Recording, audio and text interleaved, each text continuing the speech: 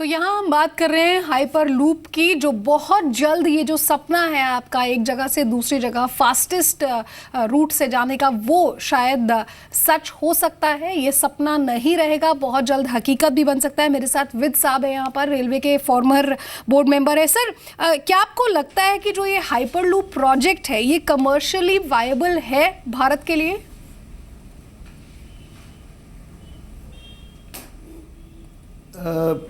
आज की एनवायरनमेंट में तो नहीं, क्योंकि देखिए इनिशियल लीवरेजिंग करके फंडिंग कर देना एक एस्पेक्ट है, पर ऑपरेशनल कास्ट को कब तक लॉसेस में चलाना, क्योंकि इसकी टोटल कैरिंग कैपेसिटी या टोटल नंबर ऑफ पीपल कितने ट्रांसपोर्ट हो पाएंगे 24 घंटे में, उस चीज़ों से कुछ पता लगेगा। उसकी डिटेल ये रॉबर्ट लूप साहब शायद दे सकते हैं। And Rob, I actually want to understand from you that what sort of funds will actually Hyperloop require to have this kind of project in the country? So our company's already raised $160 million, and we're raising more capital for the development of the technology today, but also there's the projects. So we do see a lot of interest from very large scale institutional investors, sovereign funds, pension funds, those who invest in infrastructure. There's a lot of interest in this technology because, quite frankly, it could make a lot of financial sense in a country of this size, with as many people, with as much opportunity to really improve on today's transportation alternatives. So we are looking at infrastructure projects that would be created here that would cost in the billions of dollars, and we will be absolutely a partner in raising that capital to make those projects a reality. चलिए, बहुत बहुत शुक्रिया Rob आपका हमारे साथ जुड़ने के लिए। साथ ही साथ विद साहब आपका भी बहुत बहुत शुक्रिया यहाँ पर, और उम्मीद यही करते हैं कि बहुत जल्द हाइपर लूप, जो अभी सिर्फ नई नई शुरुआत है इस टेक्नोलॉजी की, वो बहुत जल्द सपने में तब्दील हो जाए। लेकिन देखिए, दिल्ली वासियों के लिए एक अच्छी खबर अभी से है। अब दिल्ली एनसीआर में आप कहीं भी सफ़र करना चाहते हैं, घंटों का जो आपका सफ़र है अब आप मिनटों में तय कर सकते हैं। बिल्कुल, दिल्ली के रोहिणी में देश का पहला हेलीपोर्ट शुरू किया गया है, जहाँ से फिलहाल दिल्ली दर्शन के लिए हेलीकॉप्टर उड़ान भरेंगे। लेकिन जल्द ही आप यहां से ऋषिकेश, देहरादून, शिमला, मेरठ, आगरा सहित तमाम जो मशहूर धार्मिक और पर्यटन स्थल हैं उनमें पहुंच सकेंगे सिर्फ चुटकियों में, हेलीकॉप्टर से उड़ान भर के। देखिए हमारी ये रिपोर्ट।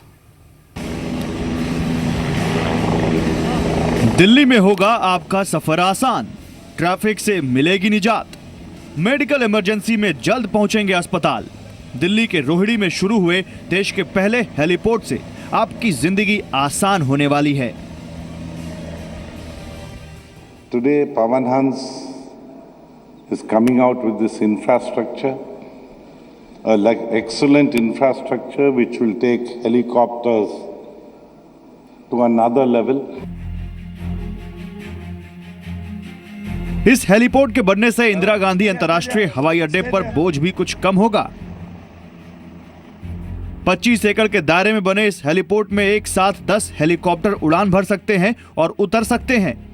इस प्रोजेक्ट पर करीब 100 करोड़ रुपए की लागत आई है, और इस हेलीपोर्ट में बनी इमारत में एक बार में करीब 150 यात्री रुक सकते हैं। इस हेलीपोर्ट का संचालन सरकारी कंपनी पवन हंस करेगी। ये नेशन का पहला इंटीग्रेटेड हेलीपोर्ट बना है। इसको हमने 25 एकड़ के प्लॉट के ऊपर जो डीडीए से हमने लिया था और 100 करोड़ की इन्वेस्टमेंट के साथ बनाया है। ये स्टेट ऑफ आर्ट हेलीपोर्ट है, one stop solution for helicopter industry. इसमें हमारा 150 पैसेंजर्स का टर्मिनल बिल्डिंग बना हुआ है, जो आप देख रहे हैं यहाँ पे। उसमें सब फैसिलिटीज़ हैं। It is an state of art terminal. फिलहाल नए हेलीपोर्ट से दिल्ली दर्शन के लिए हेलीकॉप्टर उड़ानें होंगी, लेकिन जल्द ही यह हेलीपोर्ट उत्तर भारत के हेलीकॉप्टर ऑपरेशन के केंद्र के रूप में काम करेगा। ऋषिकेश, देहरादून, शिमला, मेरठ, आगरा, बहादुरगढ़ सहित मशहूर धार्मिक और पर्यटन महत्व के स्थानों के साथ साथ एनसीआर के शहरों तक हेलीकॉप्टर उड़ान भरेंगे। देश में हेलीकॉप्टर सेवाएं बेहद सीमित है। यही वजह है कि सरकार नए हेलीपोर्ट के जरिए हेलीकॉप्टर सेवा को विस्तार देना चाहती है। हेलीकॉप्टर से जुड़ी तमाम सुविधाएं, फिर चाहे पर्यटन हो या फिर स्वास्थ्य सुविधाएं, इनको विस्तार और हकीकत में तब्दील करना चाहती है। कोशिश यही कि इन कदमों के जरिए एविएशन के अच्छे दिनों के सपने को भी साकार किया जा सके। कैमरामैन शंकर मलिक के साथ समीर दीक्षित, दिल्ली, जी मीडिया।